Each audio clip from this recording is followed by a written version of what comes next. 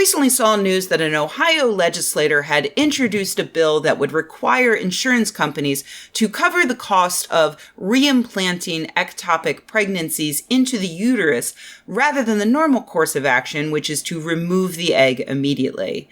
A few definitions in case you're not familiar with any of this. An ectopic pregnancy is an extremely painful and dangerous situation in which a fertilized egg attaches itself somewhere outside the uterus where an egg would normally safely grow. Usually, this implantation happens in the fallopian tube, and that is a very dangerous place for that to happen because as the egg continues to grow, it can cause the fallopian tube to basically explode and hemorrhage. Pregnancies aren't usually super dangerous in the first trimester, but ectopic pregnancies are the leading cause of death in that time. And even in cases where the person survives, they can often be left with lasting damage, like being unable to conceive in the future. That's why the moment an ectopic pregnancy is discovered, the standard care is to remove it. When it's caught and treated early, the patient lives and usually has little to no lasting injuries. So anti-abortion Ohio State Representative John Becker wrote this bill saying that insurers couldn't cover abortion care, but did have to cover surgery that would take the ectopic pregnancy and implant it back in the uterus.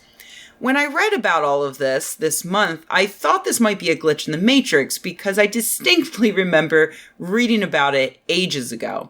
And sure enough, Becker introduced that bill way back in April, at which point it was immediately pilloried. Actual doctors, like Dr. Daniel Grossman at UCSF, responded, pointing out that there is no surgery to reimplant ectopic pregnancies into the uterus. If there was, it would be a pretty common procedure because so many ectopic pregnancies are actually the result of planned, wanted pregnancies. Hopeful parents would clamor for this and doctors would perform it happily. Doctors aren't out there just waiting for a chance to throw away a fertilized egg somebody wants. Unfortunately, it's just not medically possible. Journalists brought this to Becker's attention and he protested that it is possible because he had read two anecdotes from doctors claiming to have seen it done. One doctor said he saw it once in 1917, and then another doctor claimed to have seen it happen in a letter he wrote in 1990. Neither of these instances was confirmed. When physicians and researchers pointed out that these anecdotes are not science, Becker threw his hands in the air. He said he wasn't changing his bill's language, and he argued that there's no harm in legislation that suggests insurance companies cover a procedure that is not currently possible. Remember that previous video I did where I talked about the wedge, also in relation to Ohio legislators? Well, here we go again. Because here is the harm.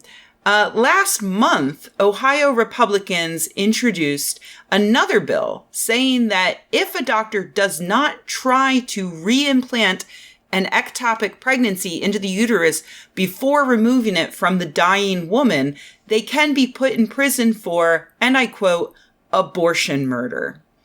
That is how these con artists use the wedge to get pseudoscience into government, into law. You start with misinformation that is wrong and that the person saying it even admits it's wrong, but it's harmless. And then within the year, you're putting women's lives and doctors' freedoms at risk over that exact same misinformation.